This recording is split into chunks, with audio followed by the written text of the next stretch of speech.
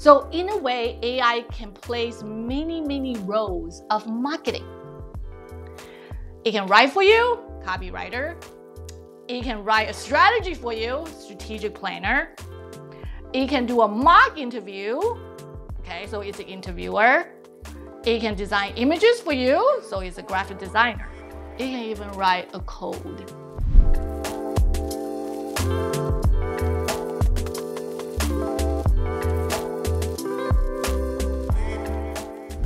Hey, welcome to Capterra's Guest Network series, where we talk to leading business influencers about how to work smarter by using the right software.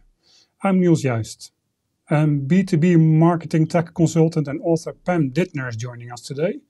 We're covering key factors marketers must consider when buying AI-powered tech, specifically for social media marketing.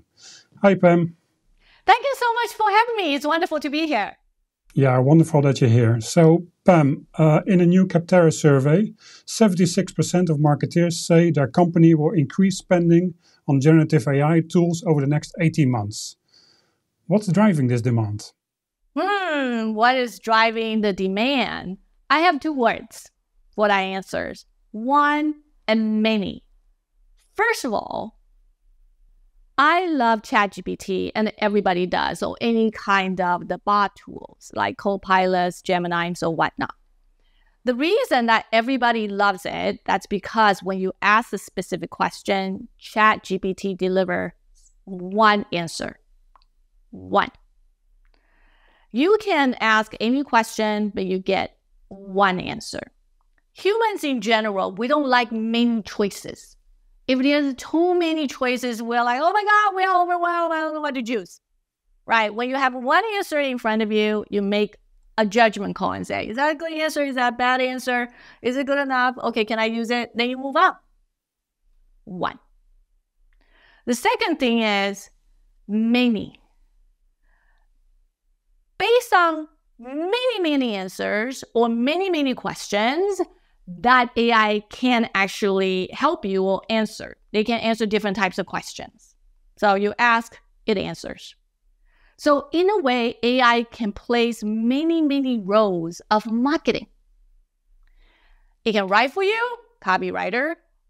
It can write a strategy for you, strategic planner. It can do a mock interview. Okay, so it's an interviewer. It can design images for you, so it's a graphic designer.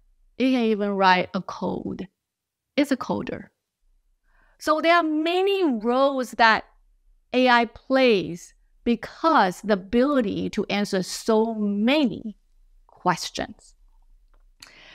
You cannot always get a perfect answer from them, right? But it's good enough for you to get on and do something about it or take on to the next steps. That's why the GenAI is so popular right now. Two words. One, many.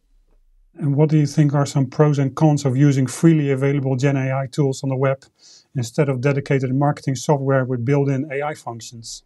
Let's just be very clear, okay? There's no free lunch.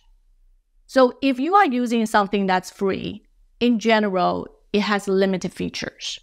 It cannot be integrated to your platform, or they might have some watermark, like when you use the tool, so it shows the watermark or the brand name. So that is probably the downside, if you will, in terms of using kind of like a free tool. Limited features and also the watermark or whatever they set up as kind of like a restriction in terms of your usage. My recommendation is always trying to determine what is actually the AI features that's built into the existing platform that you are using. Try that first. And like I said, there's no free tool. I always pay for the tools. Granted, I understand not everybody can afford to do that. If you are a small startup, you are small businesses, or you are on your own, every penny counts. I get that. But you need to make that trade-off in terms of what other tool you're willing to pay, what some of the tools that is actually free. So let's say that people want to buy marketing software with AI capabilities. What should they ask vendors more often when they're choosing AI-powered tech? When I look into any kind of technology, especially AI-powered technologies, I always look from the perspective, several questions I always ask. Number one is, can this be integrated into my CRM? Can this be integrated to my marketing automation tools? So there are two tools kind of tend to be the foundation of a sales and marketing. On the marketing side is the marketing automation tool. On the sales side, it tends to be CRM, right? Nowadays, you want to make sure the back end of all the tools that you are using are connected.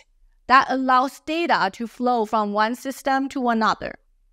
So you don't have to do any kind of manual exporting, importing. That would be too much work. We should just let AI do that. So with that being said, is several questions you have to ask. Can this be integrated with my tools? Okay, that's number one. And when you look at the back end, can that be done natively? That's also another thing. I can definitely integrate it. We can use Zapier, but I don't know. When you actually add additional technology touch point, things break down. The probability of breaking down is higher. Is that helpful? So you always have to try to understand the integration part of it. And that's number one. Number two is, what is analytics? Can I see the analytics, right? Because nowadays, with the digital marketing and all the digital footprints that the customers are engaging on your website or using your tools or whatnot, everything is trackable, right? What is the analytics? That's another thing. And the last question is how data flows. And I also have another question. Whenever you are using any kind of MarTech tools or AI tools you are evaluating, in addition to the three things I just mentioned, is the analytics or also the tools, is it possible you can directly or indirectly tie to your success metrics? That's something that you should also evaluate, okay? Especially if the dollar amount is huge. You have to invest a huge amount in this tool. That, I need to be able to demonstrate there's ROI or benefit associated with it. So talking about that, besides social media marketing software, what other kinds of AI-powered systems should viewers consider to build out their stack?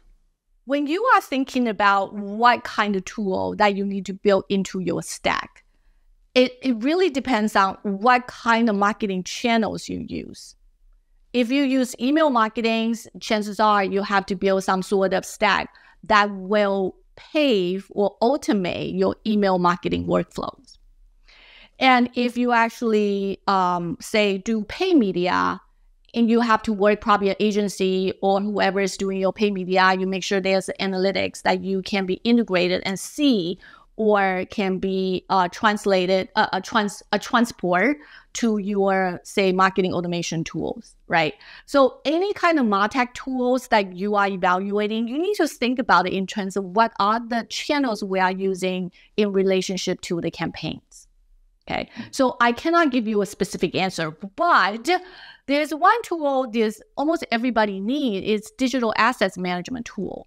Because whatever you do, right, you need collaterals, you need assets, and you need images, you need branded materials.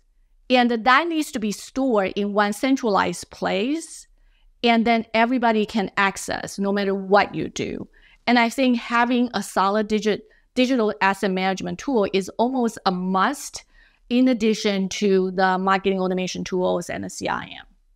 So, Pam, we always like to ask one last question, Sure. since Capterra is all about helping people making the right software choices. Have you ever regretted a software purchase yourself? Oh my God, all the time.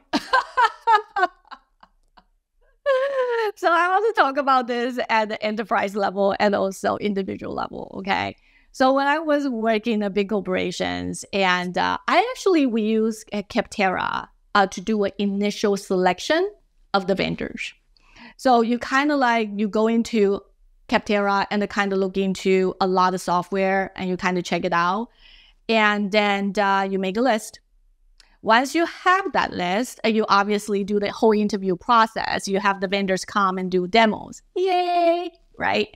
And then, like I said, at the enterprise level, when you pick a a software for everybody to use. It's more kind of like a team decision, like a committee decision. There's always like several cooks in the kitchen. You have to make sure that you satisfy their needs when you pick the solution. I had opportunities to pick a very good tools in the past, and everybody used. I also have some flat, I guess, moments. Like I pick a tool, went through the same process, and pick a tool nobody used. And what I've come to realize, one thing is, if a tool is kind of separate from their workflow or it's not fully integrated, people really don't want to change their habit and using that tool kind of like separately. That's why it comes back to my original answer. It has to be integrated into your system or the workflow. So yes, I have selected or sourced a decision that was not necessarily a good decision, but at some point you just have to make a decision, cut the loss, and move on. And that applies to at my individual level. I work for myself, and I try different tools all the time. In the past, I was like, oh, the annual subscription is only $69. I just pay for it. And for the whole year. Now I'm getting smarter. I was like, you know what? I'm just going to pay for $2.99 for a month and try for several months and see how that goes. So the conclusion is think before you buy, right? Yes. And try it too. If it's free, try during that trial period and then take it from there. Well, thank you for your insights, Pam. Anytime. Thank you so much for having me. And thank you for watching. You can check out more of these interviews on our YouTube channel, so please like and subscribe. You can also follow us on LinkedIn and X. See you next time.